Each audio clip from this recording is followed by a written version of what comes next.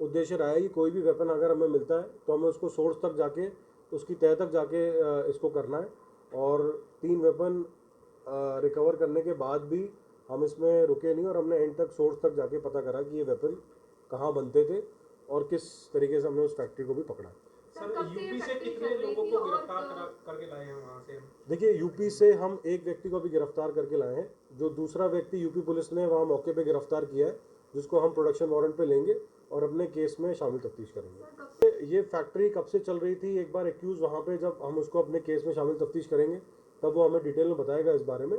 लेकिन प्रिलिमिनरी जो उनने पूछताछ करी है उससे बता रहे थे कि काफ़ी समय से ये काम चल रहा था और हमारे एक्यूज भी वहाँ पे 3 असले वहीं से लेकर आए थे।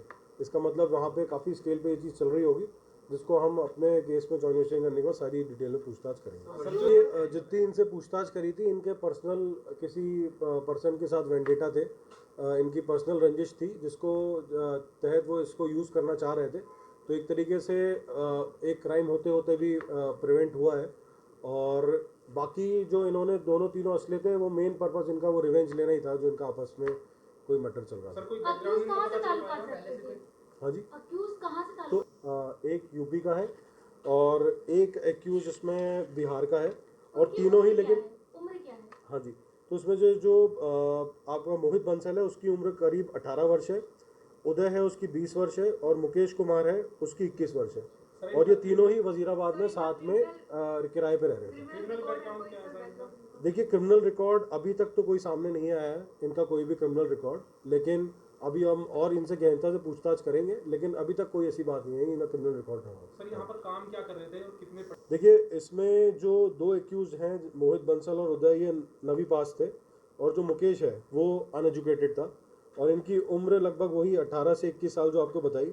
इसमें से एक जना एसी रिपेयरिंग का काम कर रहा था, एक अमेजोन में एज अ पैकिंग बॉय, जो अमेजोन के जो पैकेट्स होते हैं उनकी पैकिंग करना, और एक प्लम्बर का काम कर रहा था इनमें से। और सर रिवेंज की बात आपने बताई है, देखिए, अभी तक जितना हमें लग रहा है कि ये 3 लोग ही इन्वॉल्व थे, लेकिन जो फर्दर हमने आगे इसमें प्रोग्रेस करी है, जो हमने वहाँ पे फैक्ट्री पकड़ी है, उससे हम उस एक्यूज को शामिल तफ्तीश करके उसके लिंक्स कहाँ कहाँ पे हैं या उसने यहाँ पे किस किस को सप्लाई करा है पहले असला, वो डिटेल्स और लेके इसमें हम फर्दर कार्रवाई करेंगे। सर वो मैंने जैसे आपको बताया कि ये लोग भी जो काम करते हैं directly face to face factory वाला बात नहीं करता, ये भी किसी के थ्रू लाते हैं। तो जिसके थ्रू लाए थे उसने अपना कमीशन इसमें लिया था और मतलब वो भी इस तरीके से इस केस में इन्वॉल्व थे। सर कितनी कीमत में खरीदे इन्होंने ये? देखिए, इसमें जो इन्होंने बताया हमें करीब 3,500 में इनने ये असला खरीदा है, एक असला, और एक इनने राउंड भी खरीदा था जो 180 रुपये का खरीदा था। तो इस तरीके से काफ़ी सस्ते रेट्स में इनने ये चीज़ें ली हैं, जो एक बहुत ही मतलब एक तरीके से बोला जाऊँ,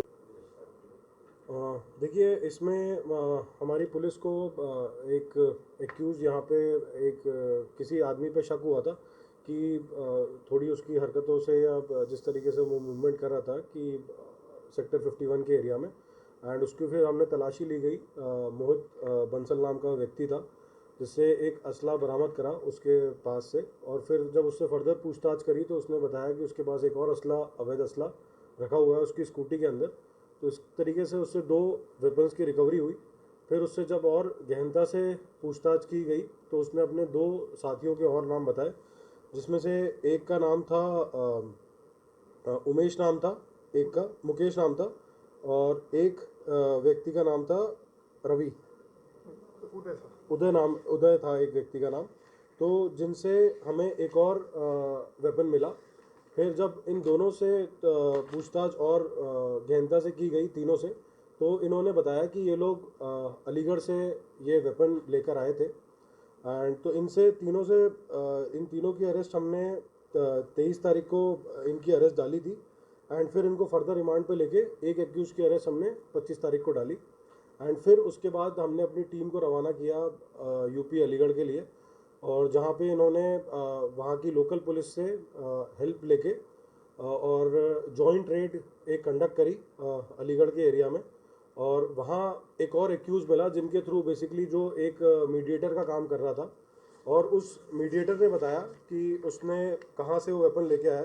तो रवि नाम का व्यक्ति था जो एज अ मीडिएटर था, जिसको थोड़ा बहुत कमीशन उसमें मिलता था, और उसने फर्दर एक और नरेंद्र शर्मा करके एक्यूज बताया, और नरेंद्र शर्मा के प्रेमाइसिस में जब रेड करी गई तो पता चला कि वही इस तरीके के कट्टे, देसी कट्टे बनाता था और उसका काफ़ी बड़े स्केल पे इस चीज़ का काम चल रहा था।